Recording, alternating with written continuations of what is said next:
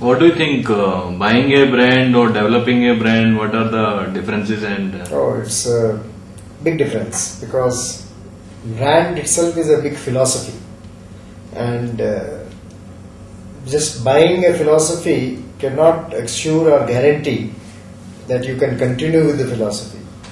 So, in my opinion, it's always a philosophy that which we have to nurture from beginning, and we have to be part of it till the end. Only then we can do justice to the brand. So many times you will see that people buy a brand but they change the track. They do not continue, and they change the whole philosophy of the brand itself. When they have to do it, it is rather better to promote your own brand than changing the philosophy of the brand. So if you have to do that, it is better that we have our own brand. We know what we want to do.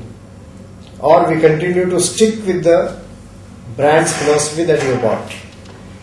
So I have my own opinion that it is better that we create a brand, we live with that brand and create a brand, go to the extent of ultimate level where you want to take the brand to.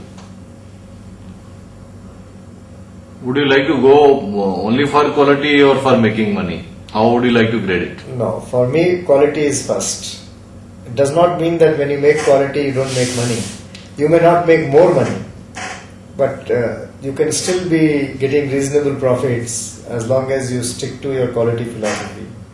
And in long term, that's what stays with you, that is what creates a brand by itself. So, what is your business philosophy?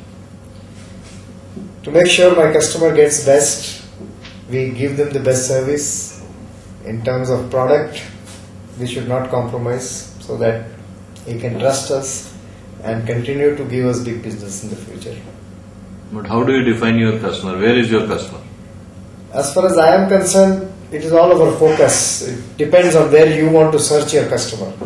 So normally I tell that we choose our customer because we travel across the globe and identify who is the right customer for our product.